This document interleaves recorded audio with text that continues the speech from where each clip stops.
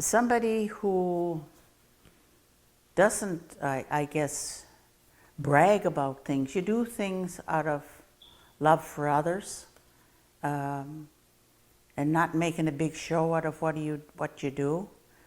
Sometimes we see people that do things but yet want everybody in the community to recognize them, that they've done this great accomplishment. And when that happens, there doesn't seem to be a lot behind it. It's just this great show. And you will find a lot of elders, grandparents that are humble. They teach our children a lot of the wisdom we know. And as they grow, nobody ever asks a child, where did you get all of this knowledge? Where did you get this wisdom? You know, and I think like you see that in animals. Again, our people were great at watching animals and what they did and how they reacted, because our entire survival depended on a lot of this. And also the wolf. The wolf is the same. He will call others to come and eat once he's found food. And then he will come and he will eat later, or whatever's there. But he thinks more of the whole group.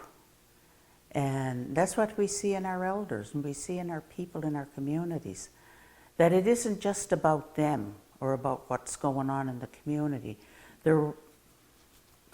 They want everybody to work together in a special way, I guess, so that our community will survive.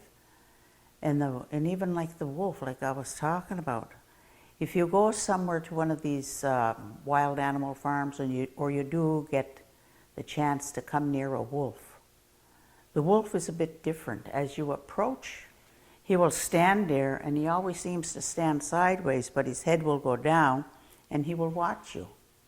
You don't usually have a wolf that will attack unless they're starving or something's wrong with them, or if they're in some type of pain or fearful. And like all animals, you know, I think you can, they will come up to you, some of them. And it's only you that will frighten them away.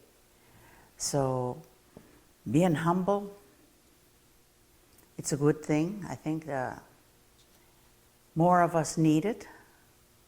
And to be able to share with one another, because our community needs it and our young people need it. As we speak of humility, a lot of times we forget that we need also in our lives to be able to change, whether it's from alcohol, drugs, or a way of life that isn't compatible with what we're doing. And for many of us, and when I say many of us, I include myself as well, is that I had to first recognize that there was a problem, and with that problem, and it also covered a lot of these virtues, but being humble and having that humility to be able to say, yes, you know, these things have happened in my life, now what do I do?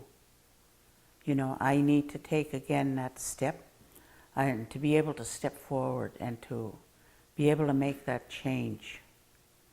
I want a better way of life. I want a better way of life for me and my family.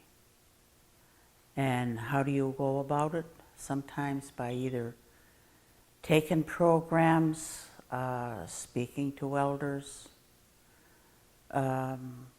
completing different workshops, things that address this. And being humble enough to recognize that there are issues there and things that we need to improve on. We're not going to be perfect overnight, but as long as we have that willingness and want to change for the better, then we will.